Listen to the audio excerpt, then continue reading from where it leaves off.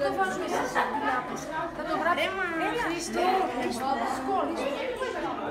Αυτό είναι... Μίλησε μισή. Αλλά αυτό είναι κάτι...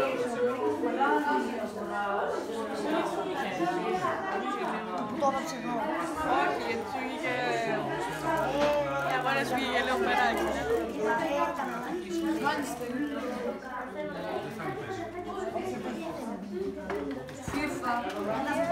FIFA που είναι 4. Θα τα βάλουμε στο σακουλάκι. Κάνε μια γραμμή εδώ στην Ελλάδα. Βάλει μπράβο, τι έκανα. Σε κάνω τύμπα. Γιατί είμαστε βαρδάδες. Ωραία, μυρίζει σωτήρι. Ο Σωτήρης πρέπει οπωσδήποτε να πιει τι. Μέντα. Τον βλέπουμε διακρύπτη. Βοηθάει στο πολλές. Εσύ, Σωτηράκο μου, βάλε μέσα λίγη. Βάλε έτσι στο σακουλάκι. Θα το κάνουμε μέσα. Βάλε λίγη μέσα. Να βάλω λίγο μέσα.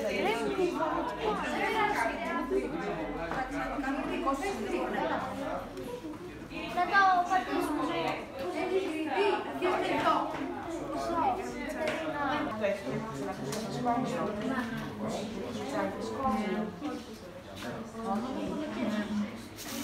Πώς σου φαίνεται εσένα?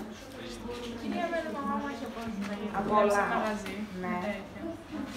Και από όλα. Ναι, και μουσεία από όλα. Τέλεια. Οπότε, για να δούμε ένα το επόμενο. Ναι.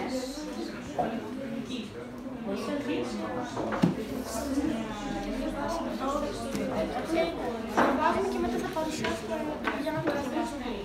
Ναι, κοιτάξτε, εμείς θέλουμε να βρούμε πιο βότανο, σας χρησιμεύει. Ναι, ωραία. Όχι απ' έξω, ο καθένας από μέσα του διαβάζει, εντάξει. Διαβάστε ο καθένας την καρτέλα, το έχω κι άλλες, για να αποφασίσετε ποιο θέλετε ότι κάνει και ποιο όχι. Κάνει, μπορεί να μην είναι μόνο ένα. Ωραία, κράτα αυτό.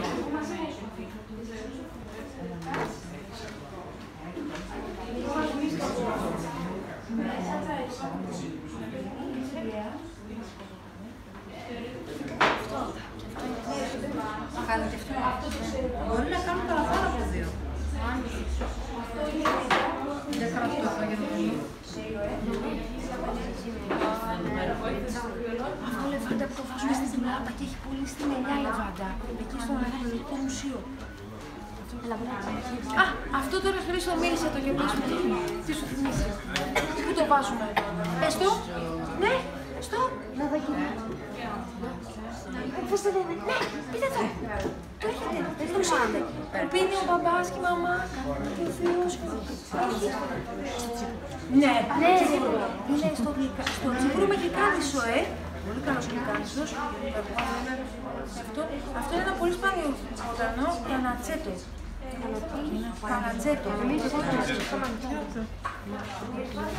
Σαμαντάια, ναι. Φυσικά. Κοίτα, σχεδόν όλα είναι. Όχι, ο γλυκάνισος.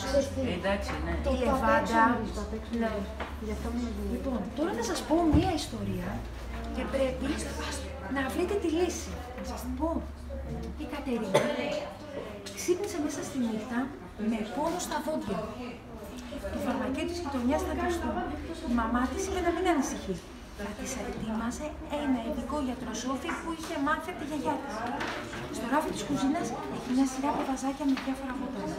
Είναι τα μαγικά μου βάζατα, συνήθιζε να λέει. Μας στέλνει η γιαγιά κάθε φθινόπωρο. Τι όμως έπρεπε να φτιάξει για να ανακουφίσει το πονόδοτο της Κατερίνας.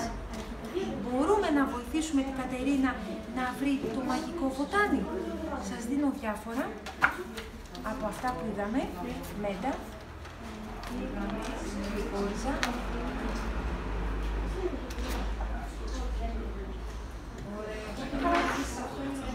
Για διαβάστε.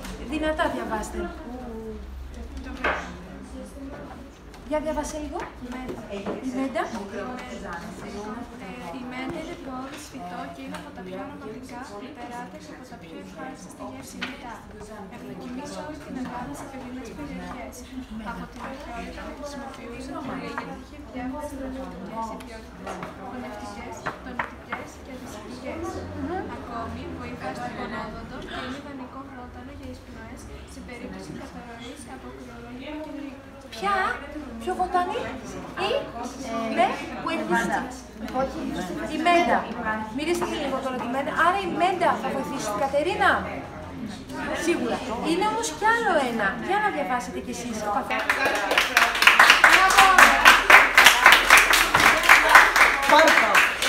Είναι πάρα πολύ ωραία αυτή η ομάδα.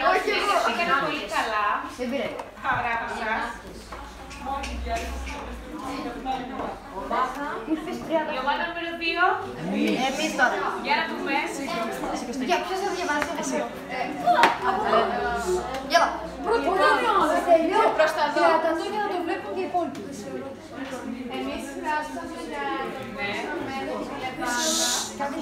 Ακούτε.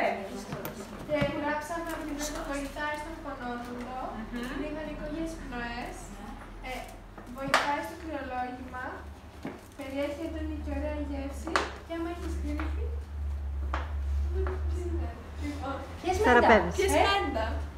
Η λεβάντα καταπολεμά είδους γρανίες και πονοκέφαλους. Για τα σπυράκια λεβάντα,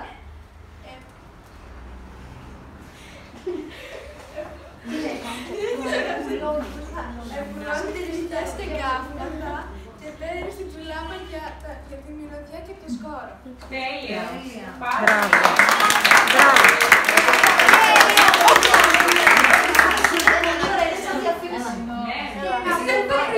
Κυρία σειρά μας, η ομάδα νούμερο 2 συνεργάστηκε πάρα πολύ ωραία. Δεν συνεργαστήκατε πολύ ωραία. Σας τα καταπληκτικά. Κυρία σειρά μας. Και τώρα σειρά μας. Τώρα η ομάδα 3. Σήκω. Άρα έχουμε πολύ πληροφορία. Διάβασε. Δεν βλέπει κάτι. Να σας βοηθήσω. Σε παρακαλώ.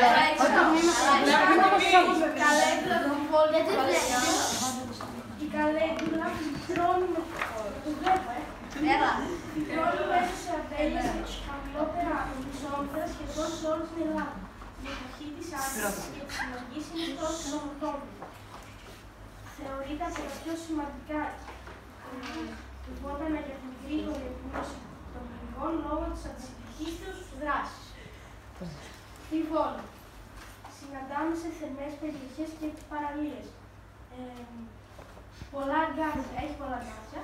Χρησιμοποιείται από αθλητές για ενίσχυση της αθλητικής τους απόδοσης, όπως και στο bodybuilding, καθώς συνδέεται με την αύξηση της μυϊκής μάζας και της ενδυνάμωσης των μειών.